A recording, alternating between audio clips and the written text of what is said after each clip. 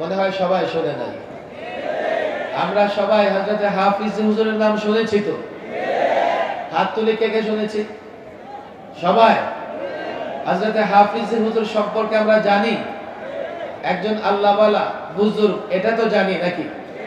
আরেকটা পরিচয়, জীবনের শেষ বয়সে ৮০ বৎসর যখন হযরতের বয়স হয়ে গেছে, তখন বাংলাদেশে খেলাফত প্রতিষ্ঠার ডাক দিয়েছিলেন হযরত হাফিজ হুজুর রাহিমাহুল্লাহ।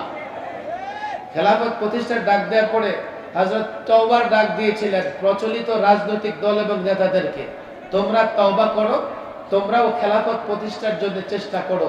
আমি ছাত্র জনতাকে হযরতের কথাটা নকল করতেছি। আল্লামা মুফতি আমিন রাহিমাহুল্লাহ একাধিকবার বলেছেন, হাফিজ হুজুর রাহিমাহুল্লাহ যদি ৮০-র দশকে খেলাফত প্রতিষ্ঠার কাজ শুরু না করে যেতেন, তো আমরা এখন বাংলাদেশে খেলাফত প্রতিষ্ঠার শব্দটাই উচ্চারণ করতে পারতাম না। আমাদের জন্য পথ মসৃণ করে গেছেন, পথ উর্বর করে গেছেন হযরত হাফিজ হুজুর রাহিমাহুল্লাহ। হযরত হাফিজ হুজুর রাহিমাহুল্লাহ ইন্তেকালের পরে অনেক বুজুর্গ, বিশেষ করে আল্লামা মুফতি আমিন রাহিমাহুল্লাহ খেলাফত প্রতিষ্ঠার কাজ করেছেন। হযরত এখানে আছেন, এখন আমরা টুটা ফাটা কাজ করতেছি। হযরতকে আমি অনুরোধ করেছি আমাদের সরপুরুষ হিসেবে, অভিভাবক হিসেবে, মুরব্বী হিসেবে হযরত সহযোগিতা করবেন।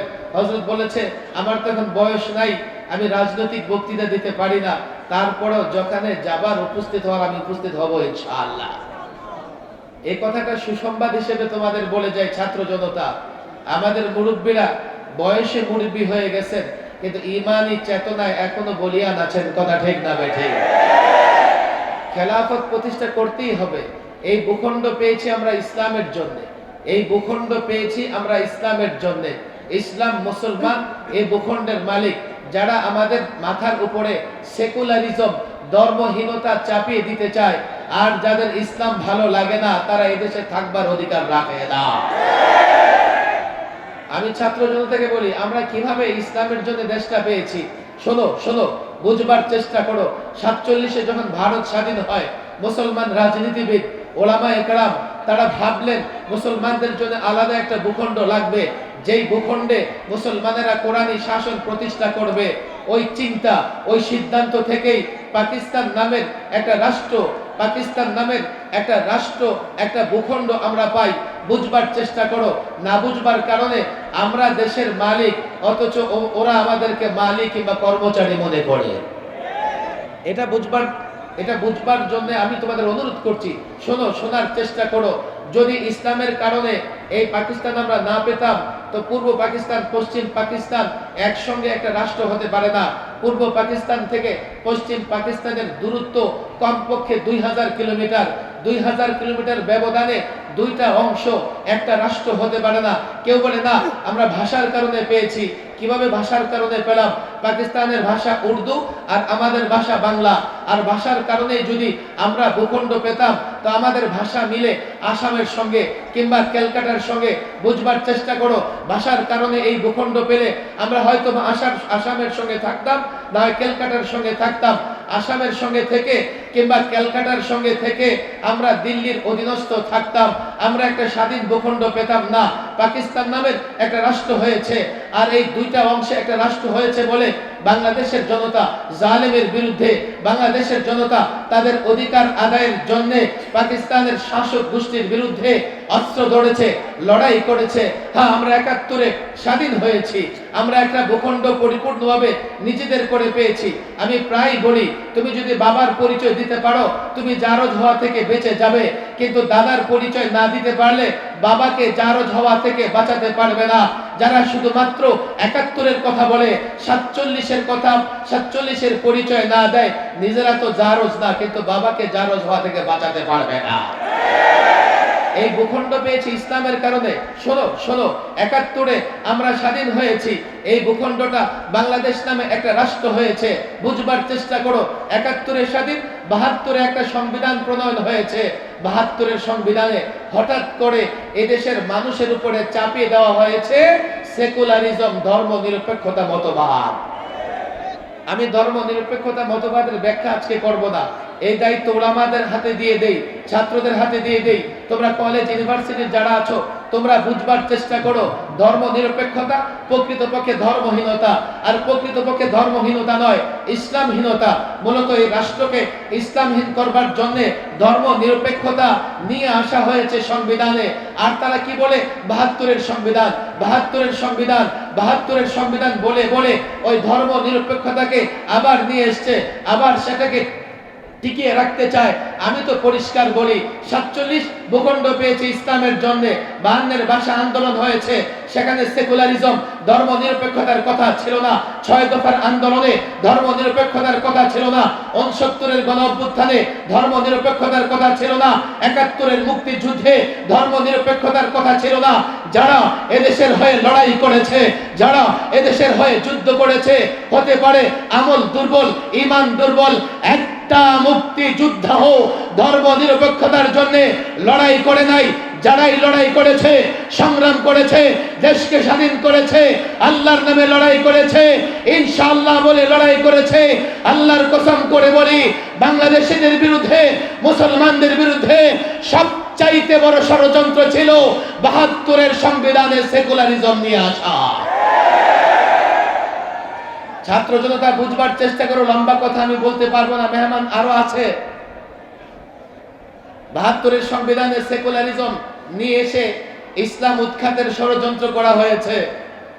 ৭৫-এ ওই ইতিহাস শেষ। 15ই আগস্ট শহীদ প্রেসিডেন্ট জিয়াউর রহমান তিনি পঞ্চমবারের মতো সংবিধান সংশোধন করে দুটা কাজ তিনি করেছেন।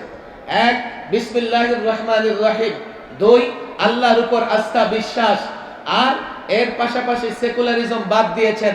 আমি তোমাদের যে কথা বলতে চাই, 1979-তে আমাদের সংবিধানে বিসমিল্লাহির রহমানির রহিম এসছে, আল্লাহর উপর আস্থা বিশ্বাস এসছে। 32 বছর আমাদের সংবিধানে এটা ছিল। 2011-তে এই পলাতক ফেসিবাদী সরকার সংবিধান সংশোধন করে তাদের হাত কাঁপে নাই, তাদের বুক কাঁপে নাই, কারণ তারা মুনাফেক। বাংলাদেশের সংবিধান থেকে বিসমিল্লাহির রহমানির রহিম সংবিধানের বর্ডারের বাইরে দিয়ে বিকৃত অনুবাদ স্থান দিয়েছে। আর আল্লাহর উপর অবিচল আস্থা বিশ্বাসের মতো ঈমানি একটা ধারা তারা তুলে দিয়েছে। এই প্রজন্মের জানবার কথা, 32 বছর যা ছিল এই পলাতক সরকার তা বাদ দিয়েছে। এখন বাংলাদেশে একটা পরিবর্তন হয়েছে। ছাত্র জনতা আপনারা জানেন, এই পরিবর্তনের পরে এই রাষ্ট্র সংস্কারের কাজ চলতেছে। আর রাষ্ট্রের দলিল সর্বোচ্চ যে বিষয় সেটা হচ্ছে সংবিধান, এটাও সংস্কার করবার কাজ চলতেছে।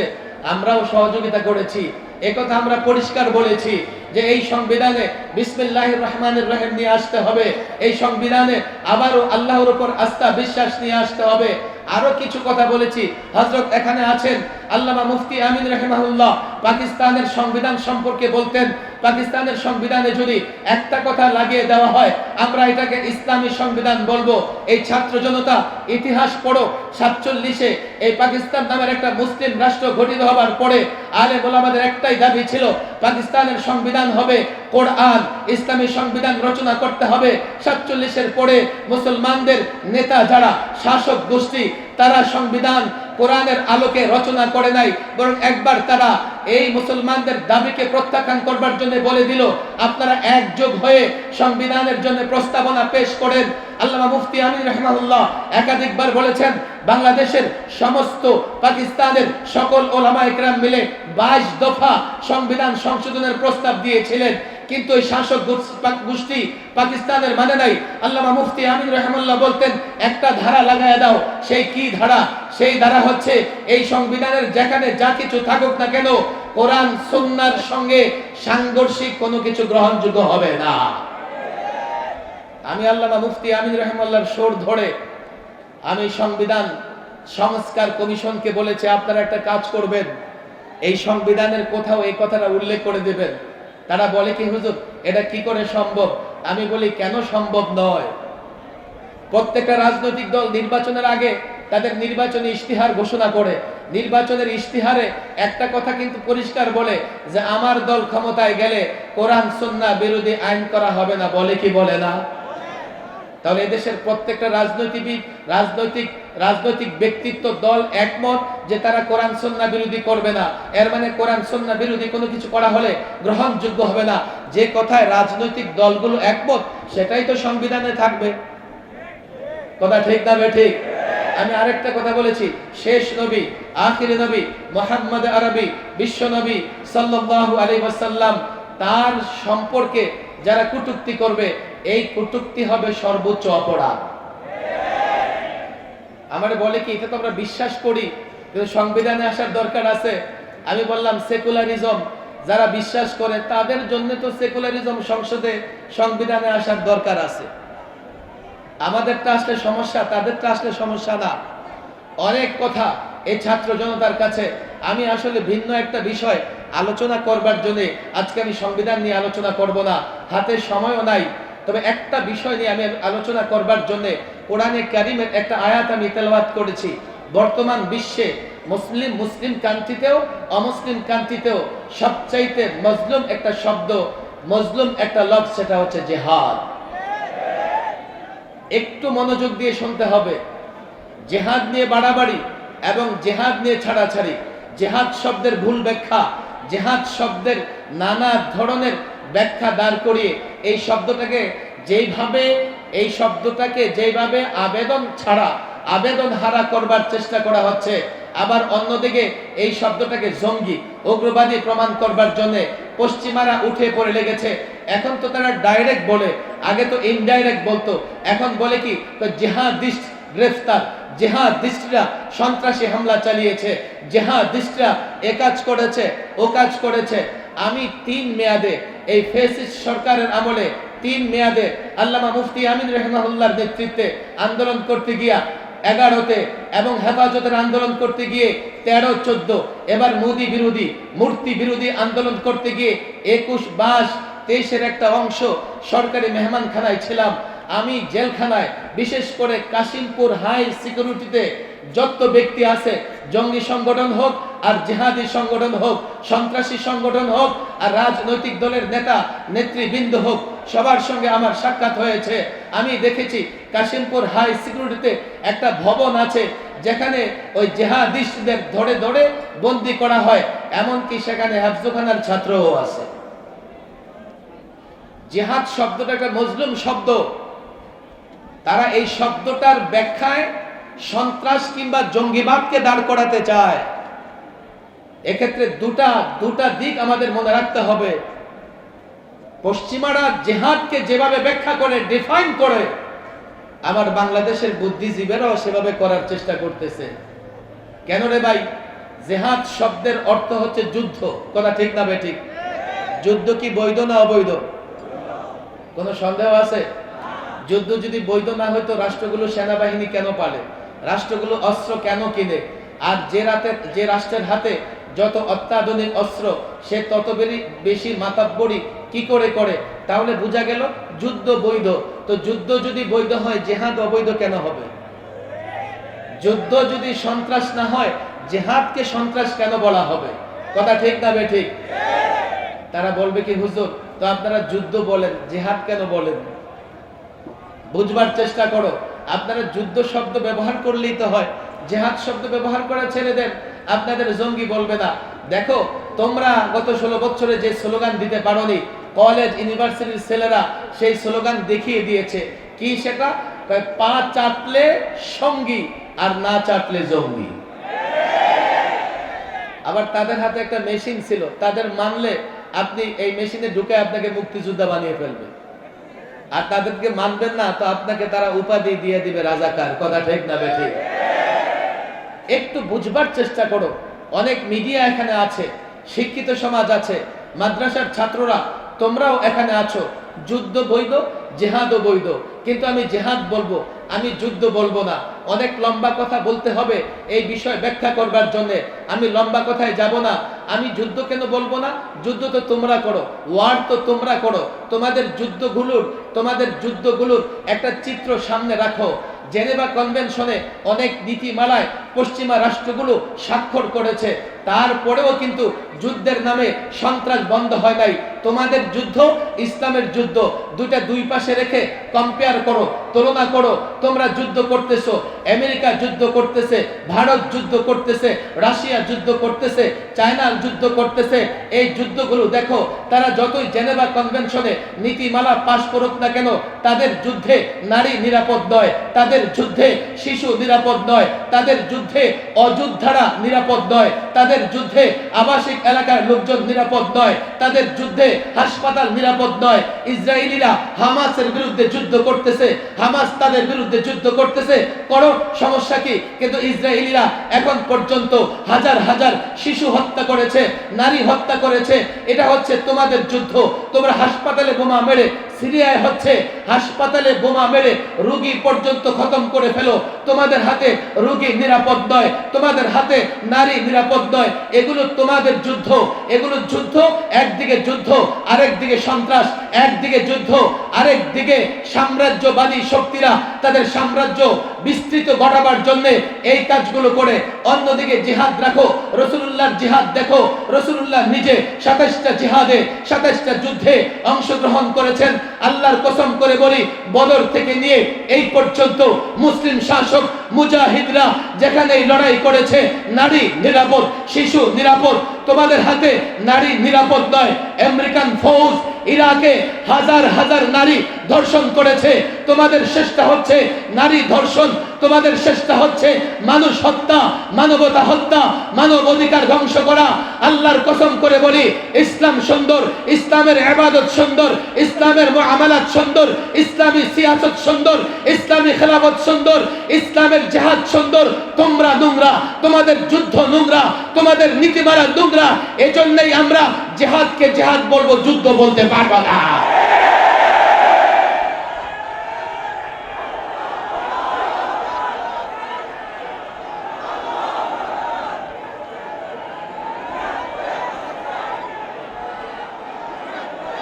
একজন উপদেষ্টা সাহেব কয়দিন বলেছেন, জঙ্গিবাদকে প্রশ্রয় আশ্রয় দিবেন না। আমি বলেছি ভালো কথা, কিন্তু ফেসিবাদ জঙ্গিবাদের নামে আমার মাদ্রাসার ছাত্র আলেম ওলামাদেরকে জাতির কাছে হ্যাঁ প্রতিপন্ন করবার চেষ্টা করেছে।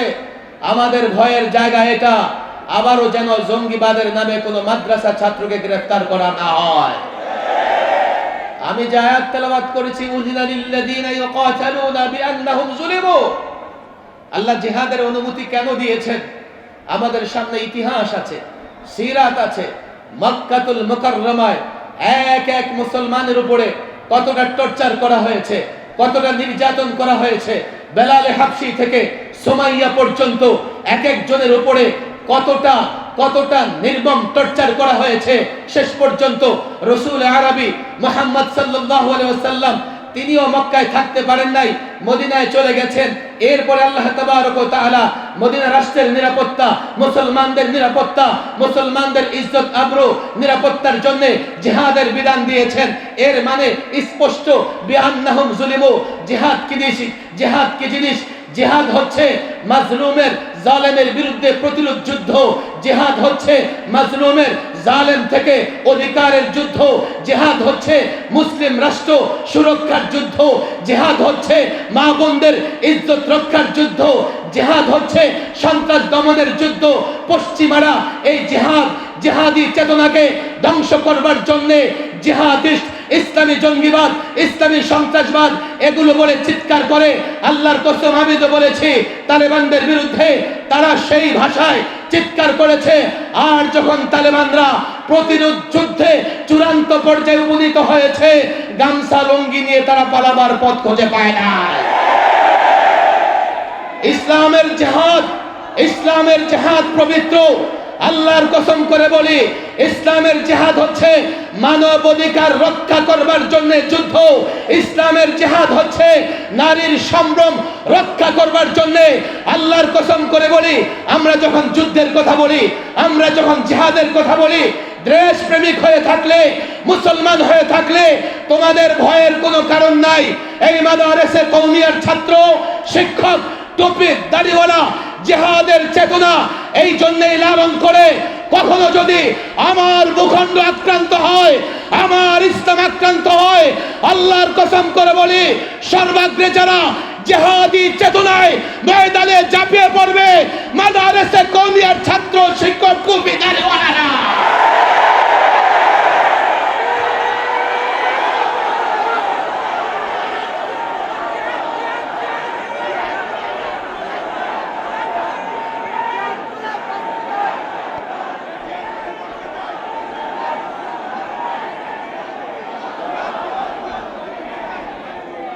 আমাকে রিমান্ডে বলা হলো জিহাদের নামে সন্ত্রাস হয় আপনারা দেখেন না।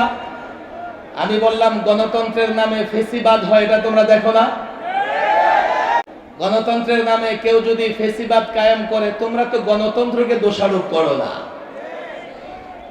আমার শিক্ষিত সমাজ আমি তোমাদের স্পষ্ট বলি, গণতন্ত্রের নামে যদি কেউ ফেসিবাদ কায়েম করে তোমরা গণতন্ত্র পুনরুদ্ধার করো, গণতন্ত্রের বিরুদ্ধে বলো না। জিহাদের নামে যদি কোথাও কেউ সন্ত্রাসী কর্মকাণ্ড করে, সেই সন্ত্রাসী কর্মকাণ্ড যে করবে সে দায়ী। জিহাদ কেন দায়ী হবে? আমরা তো জিহাদকে পুনরুদ্ধার করব ইনশাআল্লাহ। অনেক কথা, হাতে সময় কম, মাঠে আওয়াজও হবে না। আমি কিছু বিষয় ব্যাখ্যা করবার জন্য এখানে দাঁড়িয়েছি। ভালো করে বুঝবো, এই বুঝো, প্রশাসনের লোকেরা বুঝো। আমি অন্তর্বর্তীকালীন সরকারের উপদেষ্টাদেরও বলেছি, আওয়ামী লীগ বিগত পলাতক সরকার হাসিনা সরকার তারা পশ্চিমাদের ভাষায় ইহুদিদের ভাষায় কথা বলেছে। আর ইহুদিদের ভাষা হচ্ছে মুসলমান ধ্বংস করবার জন্য, মুসলমানকে খতম করবার জন্য জিহাদি চেতনা তাদের ভেতর থেকে দূর করে দিতে হবে। তোমরা যুক্তি চাও, আমি যুক্তি দিয়ে দিচ্ছি। তোমরা প্রমাণ চাও, প্রমাণ দিয়ে দিচ্ছি। এই পৃথিবীতে সন্ত্রাসের সূচনা হয়েছে ইহুদিদের হাত ধরে। তারা নবীদের হত্যা করেছে, রসুলদের হত্যা করেছে। মিস্টার হিটলার 60 লক্ষ ইহুদি হত্যা করবার পরে সে কিছু ইহুদি রেখে দিয়ে গিয়ে বলে গেছে এ কথা, আমি সব ইহুদি মেরে ফেলতাম, কিন্তু এই জন্য মারলাম না, ভবিষ্যৎ প্রজন্ম যাতে বুঝতে পারে ইহুদিরা কি জিনিস। সন্ত্রাস করেছে ইহুদিরা, জঙ্গিবাদের সূচনা করেছে তারা। আর তারা এখন সেই বিষয় তাদের সন্ত্রাসী চিন্তা চেতনা শাসক গোষ্ঠী দ্বারা আমার মাদ্রাসার ছাত্রদের উপরে চাপিয়ে দিতে চায়। দুটা বিষয় মনে রাখবেন, জিহাদের বিষয় ছাড়াছাড়ি করলে ঈমান থাকবে না। যদি বলেন কেউ বাড়াবাড়ি করে, ঠিক আছে, যে বাড়াবাড়ি করে এই দায় তার। আমি কেন এই দায় নেব? মাদ্রাসার ছাত্ররা কেন এই দায় নেবে? আল্লামা মুফতি আমিন রাহিমাহুল্লাহ একাধিকবার বলেছেন, যখনই আলেম ওলামারা তাদের কোনো ইস্যু নিয়ে মাঠে নামে তখনই একদল আছে জঙ্গিবাদের স্লোগান তোলে। এক উপদেষ্টা যখন এই কথা বললেন জঙ্গিবাদের আশ্রয় প্রশ্রয় দিবেন না, আমার ভেতরে একটা ভয় কাজ করেছে। কেননা আলেম ওলামারা এখন অনেক দাবি জানাচ্ছে, আর এই দাবি জানানোর অধিকার আলেমদের আছে। 16 বছরে আলেমরা যত টর্চার সহ্য করেছে অন্যরা এতটা টর্চার সহ্য করে নাই। আমি তো বলি, এই যে ফেসিবাদের পতন হয়েছে, 53 বছরের বাংলাদেশে অনেক ক্ষমতার পালাবদল হয়েছে, কিন্তু কাউকে পালাতে হয় নাই। আলেমদের উপর জুলুম করেছে, তারা ক্ষমতা ছেড়ে পালাতে বাধ্য হয়েছে। আলেমদের উপর কতটা জুলুম করেছে। আজকে এই মজলিসে মজলুম আলেম মাওলানা আলী হাসান উসামা, মুফতি হারুন ইজহার এবং আসতেছেন মাওলানা মামুনুল হক। আমি নিজেও 2.5 বছর পর্যন্ত জেলে ছিলাম। এক একটা আলেমের উপর এত টর্চার করা হয়েছে। 2.5 মাস আমি রিমান্ডে ছিলাম। আমাদেরকে পরিবার থেকে বিচ্ছিন্ন করা হয়েছে। জেলের ভেতরে ফাঁসির সেলে 24 ঘন্টা একটা কামরায় তালাবদ্ধ করে রাখতো। আলেমদের সঙ্গে তার পরিবারকে বিচ্ছিন্ন করা হয়েছে। আলেমদের পরিবারের উপরও টর্চার করা হয়েছে। 5ই আগস্ট পর্যন্ত এই আন্দোলন সংগ্রামে সবচাইতে বেশি ভূমিকা রেখেছে আলেমরা। 5ই আগস্টে, জুলাইতেও কমপক্ষে 92 জন মাদ্রাসার শিক্ষার্থী রক্ত দিয়েছে। কথা তো আমরা বলবোই। দেশ মেরামত করলে পরামর্শ আমরা দিবই, দেশ সংস্কার করলে পরামর্শ আমরা দেবই। তোমাদের কেন ভালো লাগবে না? তোমাদের অবদান কি? রক্ত দিয়েছি আমরা, জেল খেটেছি আমরা। 2012তে গৃহবন্দী থাকা অবস্থায় আল্লামা মুফতি আমিন রাহিমাহুল্লাহর ইন্তেকাল হয়ে যায়। শাপলা চত্বরে 2.5 লক্ষ বুলেটে এক হাফেজে কোরআনের সিনাকে জাজরা করে দেওয়া হয়। বিবাড়িয়াতে এই 21-এ 16 জন তাজা প্রাণকে গুলি করে রাস্তায় ফেলে রাখা হয়। হাটহাজারী মাদ্রাসার সামনে 4টা তাজা প্রাণকে গুলি করে ফেলে রাখা হয়। রক্ত আমরা দিয়েছি, ফ্যাসিবাদের বিরুদ্ধে সংগ্রাম আমরা করেছি। 5ই আগস্টে পরিবর্তন হয়েছে, রাষ্ট্র মেরামত করতে হবে। আমরা চাই আমরাও সেই মেরামতে অংশীদার, আমরাও সেই সংস্কারের সঙ্গে থাকব। জঙ্গিবাদের দুয়া তোলে কেউ যদি কোথাও কোন ধরনের আমাদের দাবিকে দমন করবার চেষ্টা করে, তাদের আমরা দমন করে ছাড়ব। নানা রকমের ষড়যন্ত্র হয়। আমি অনেকেই লাখো জনতাকে অনেক কথাই বলতে মন চায়, কিন্তু আমি লম্বা কথা বলবো না, সময় হাতে কম।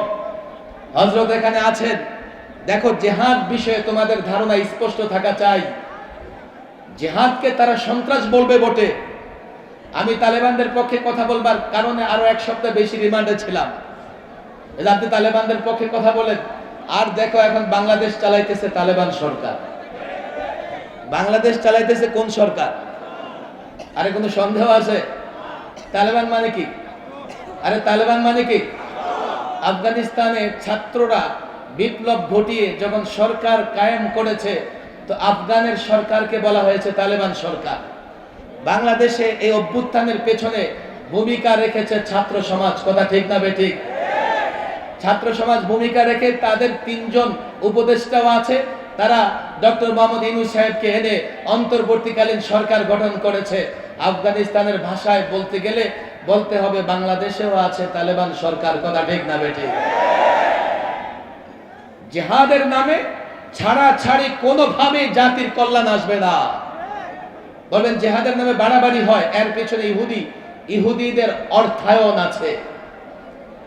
তারা জিহাদের মতো পবিত্র ইবাদতকে কুলুষিত করবার জন্য তাদের কিছু এজেন্ট দিয়ে, আমি প্রায় বলি, কর্ণাটকের পুলিশ আল কায়দার নামে 9 বছর একটা ফেসবুক পেজ চালিয়েছে। অনেক মাদ্রাসার হেফজখানার ছাত্র জেলখানে আছে। আমি বললাম তোমরা কি করে জেলখানে এসছো? হুজুর লাইক দিয়েছিলাম, কমেন্ট করেছিলাম, শেয়ার করেছিলাম। এই পেজগুলো কে চালায়? কয় গোয়েন্দা সংস্থার লোকেরা। গোয়েন্দা সংস্থার লোকেরা একটা আইডি খোলে, একটা পেজ খোলে, জিহাদের আপডেট দিতে থাকে, তালেবানদের আপডেট দিতে থাকে, আইএস এর আপডেট দিতে থাকে, আল কায়দার আপডেট দিতে থাকে। অর্থাৎ মাছ ধরবার জন্য লোকেরা যেভাবে বড়শি ফেলে, তারা সেইভাবে বড়শি ফেলায়। আমার ছেলেরা যারা জিহাদি চেতনায় বিশ্বাসী, উদ্বুদ্ধ, তারা যখন সেই পোস্টগুলোকে লাইক করে, কমেন্ট করে, যেগুলোকে শেয়ার করে, তো এই তো জঙ্গি পাওয়া গেছে, এই তো সন্ত্রাসী পাওয়া গেছে, এই তো আল কায়দা পাওয়া গেছে। হেফাজতের নামে এক ব্যক্তিকে ধরে নিয়ে আদালতে দাঁড় করিয়েছে। ওই ব্যক্তি হেফাজত শব্দ উচ্চারণ করতে পারে না, হেফজত হেফজত হেফজত। বিচারপতি বলে আরে কারে ধরে নিয়ে আসছো? হেফাজতই তো উচ্চারণ করতে পারে না। জঙ্গিবাদের নামে হেফজখানার ছাত্র ধরে নিয়ে জেলখানায় নিয়ে রাখে। কেন জানো? এর বিনিময়ে তারা পশ্চিমা থেকে ভাতা পায় যে আমরা জঙ্গি ধরেছি, আমরা সন্ত্রাস ধরেছি। আমি আগেও বলেছি, বই পুস্তক উদ্ধার করে। কি বই জানো? ফাজাইলে আমল। ফাজাইলে আমল, ফাজাইলে আমল উদ্ধার করে দেখায় যে এই দেখো, এই দেখো, আমরা জিহাদি বই পুস্তক উদ্ধার করেছি, কোরআনে জিহাদের কথা আছে। এর মানে কি? কদিন পরে কোরআন উদ্ধার করে জাতির সামনে কোরআনকে কলুষিত করবার চেষ্টা করবে। এটা পশ্চিমাদের ষড়যন্ত্র।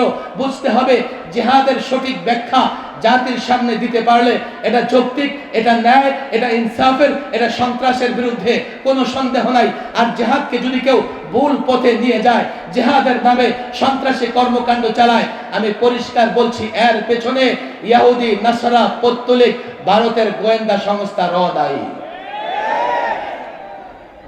ছাত্র জনতাকে কিছু কথা এই জন্যই বলি, রাষ্ট্র এখন মেরামতের কাজ চলতেছে, আর আমরা পরিষ্কার প্রস্তাবনা পেশ করেছি এই রাষ্ট্রের মেরামত যেন এমন না হয় যে আমাদের আবার আন্দোলন করা লাগে, আমাদের কোথাও আপত্তি তোলা লাগে। রাষ্ট্র মেরামত হচ্ছে, একটা পরিবর্তন হয়েছে, তবে এই পরিবর্তনটা চূড়ান্ত পরিবর্তন নয়। কেন জানো? পরিবর্তনের আগে একটা স্লোগান ছিল, বৈষম্য দূর করতে হবে। এই বৈষম্য দূর করবার জন্য, কোটা মুক্ত বাংলাদেশ করবার জন্য একটা পরিবর্তন হয়েছে। এই পরিবর্তনের পরে যারা দায়িত্ব নিয়েছে, ইনশাল্লাহ তারা হয়তোবা মেরামত করবে।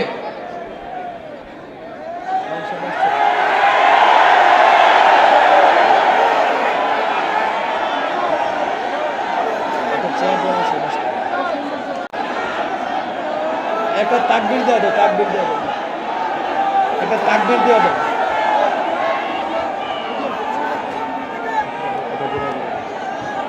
সম্মানিত হাজিরে, আমরা সকলেই খামোশ হয়ে বসে যাই। আমরা সকলেই খামোশ হয়ে বসে যাই। ইতিমধ্যেই মঞ্চে তাশরীফ আনয়ন করেছেন আজকের এই মুবারক মাহফিলের প্রধান আকর্ষণ শাইখুল হাদিস আল্লামা আজিজুল হক রহমতুল্লাহি আলাইহির সুযোগ্য সাহেবজাদা শাইখুল হাদিস ইবনে শাইখুল হাদিস আল্লামা মামুনুল হক দামাত বারাকাতুহু।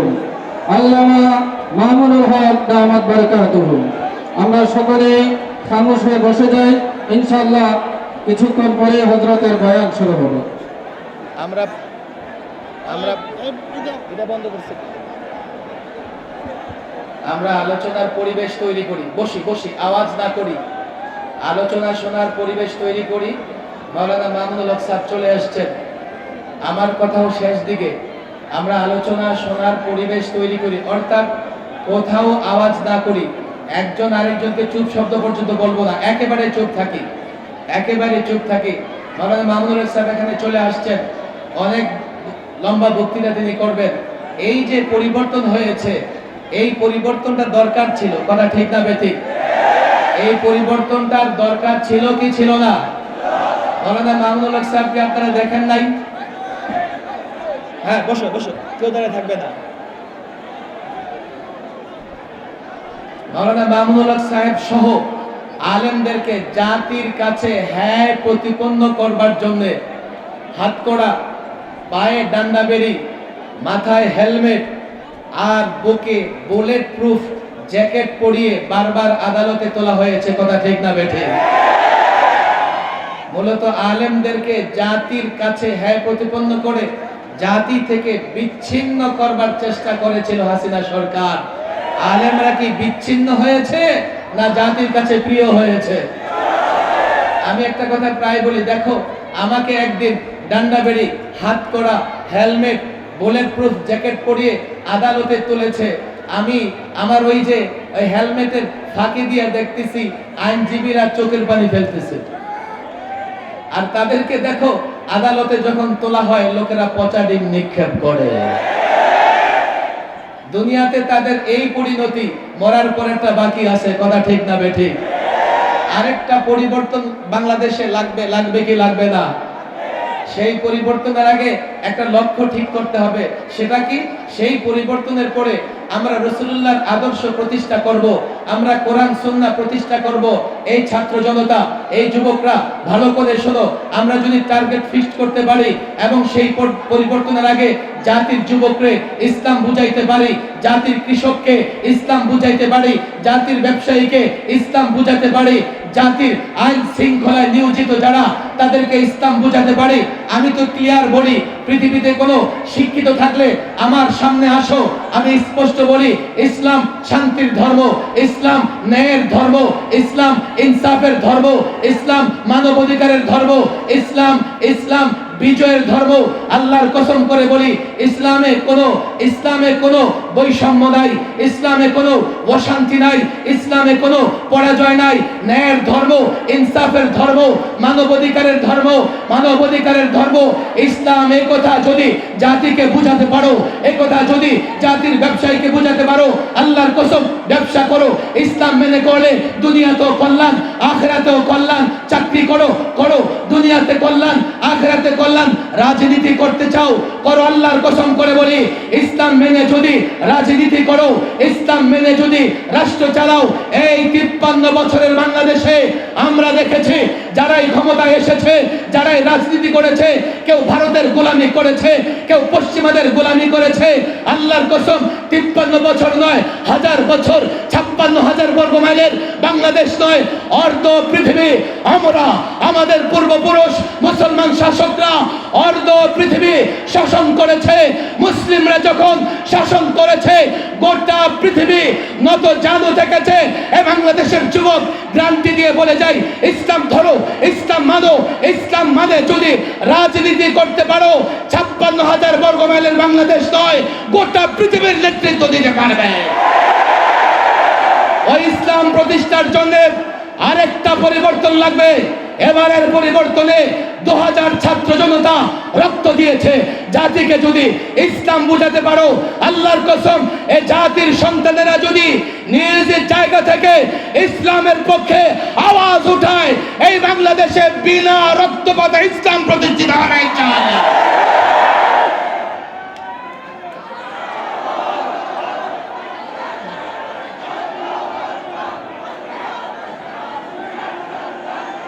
হাফিজ হুজুরের পথ ধরে, শাইখুল হাদিস আল্লামা আজিজুল হক রাহিমাহুল্লাহর পথ ধরে, আল্লামা মুফতি আমিন রাহিমাহুল্লাহর পথ ধরে আমরা যদি পরিকল্পিত একটা অভ্যুত্থানের দিকে দাবিত হতে চাই, আমরা যদি মনে করি ওই পরিকল্পনা অনুযায়ী অগ্রসর হলে বাংলাদেশে খেলাফত ব্যবস্থা প্রতিষ্ঠিত হবে, দায়ীর ভূমিকা, প্রত্যেকের কাছে ইসলাম পৌঁছে দেওয়ার ভূমিকা, দায়ীর ভূমিকা, মুআল্লিমের ভূমিকা, সর্বশেষ ইসলামের একজন একনিষ্ঠ যোদ্ধা হিসেবে হাফিজ হুজুরের পথ ধরে, শাইখুল হাদিসের পথ ধরে, আল্লামা মুফতি আমিনের পথ ধরে আরেকটা বিপ্লব, আরেকটা পরিবর্তনের জন্য কারা কারা রক্ত দিতে প্রস্তুত আছেন।